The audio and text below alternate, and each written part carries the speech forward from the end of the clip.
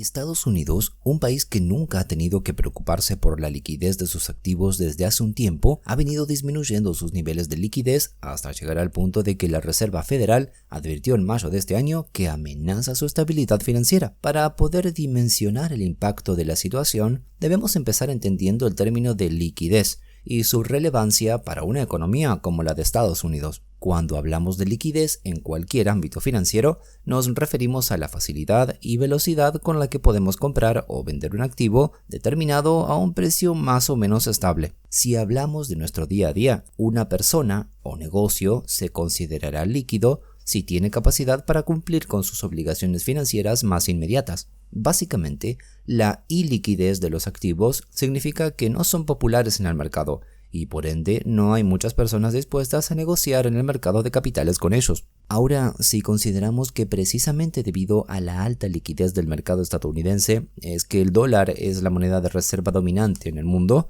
es posible imaginar todas las posibles formas en las que la falta de liquidez afectaría la economía de este país. Pero, ¿a qué se debe esta falta de liquidez? Debido a los acontecimientos de los últimos meses, es posible vincular la falta de liquidez con el plan de la Reserva Federal de los Estados Unidos para endurecer la política monetaria, elevando las tasas de interés y reduciendo su balance de casi 9 billones. Y es que debemos recordar que la Reserva Federal ha estado inyectando 120.000 millones por mes directamente en el sistema financiero desde los primeros días de la pandemia mediante la compra de bonos en el mercado abierto, trayendo consigo el incremento de la volatilidad y por ende una disminución de la liquidez. Sumado a esto, la estricta y agresiva política de subida de tasas de interés de la Fed ha significado un incremento de riesgo de inversión en los activos norteamericanos. Y por consiguiente, muchos de los principales compradores de los bonos del Tesoro de Estados Unidos, quienes son los que permiten el financiamiento de muchas de sus deudas, han optado por vender una considerable cantidad de los bonos adquiridos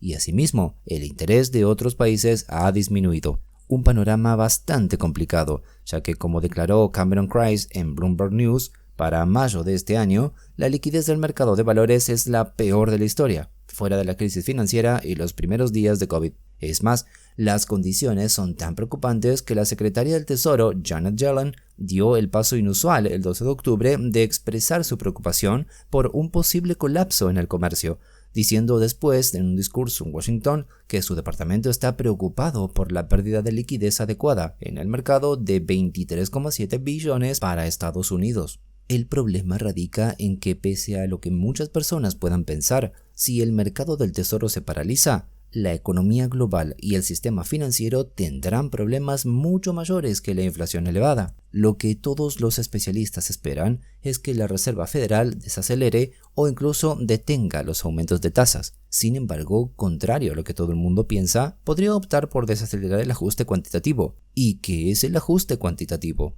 Pues bien, estamos hablando de una política monetaria contractiva aplicada por un banco central para disminuir la cantidad de liquidez dentro de la economía. Es lo opuesto de la flexibilización cuantitativa, cuyo objetivo es aumentar la oferta monetaria para estimular la economía.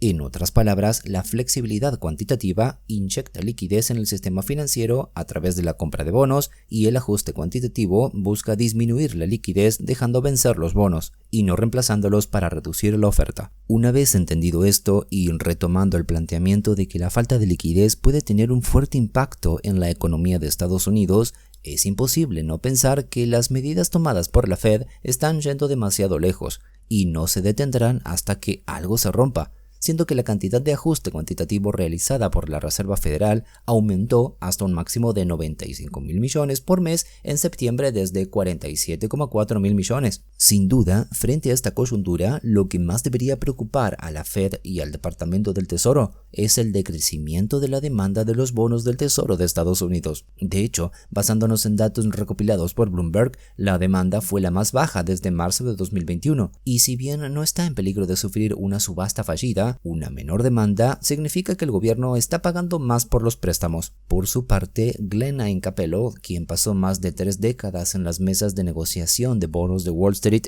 y ahora es director general de Mitchell Financial, declara: necesitamos encontrar un nuevo comprador marginal de bonos del tesoro, ya que los bancos centrales y los bancos en general están saliendo del escenario a la izquierda. Lo que podemos concluir después de adentrarnos en este asunto es que al igual que otros países que están presentando problemas de liquidez, Estados Unidos y la Fed deben pensar muy bien hasta qué punto llevarán las estrictas medidas hasta ahora implementadas. Incluso resulta imperativo que se detengan a reevaluar los posibles escenarios económicos en el futuro y cuáles serán las consecuencias de sus acciones. En definitiva, nadie puede predecir el futuro de una forma tan certera, solo podemos basarnos en estimaciones fundamentadas en conocimientos previos. Sin embargo, si hay algo que es seguro, es que el tiempo para que la Reserva Federal pueda actuar se está agotando y puede que sea demasiado tarde. ¿Y tú, qué opinas de la falta de liquidez de Estados Unidos? ¿Consideras que estas son las medidas adecuadas para combatir la falta de liquidez?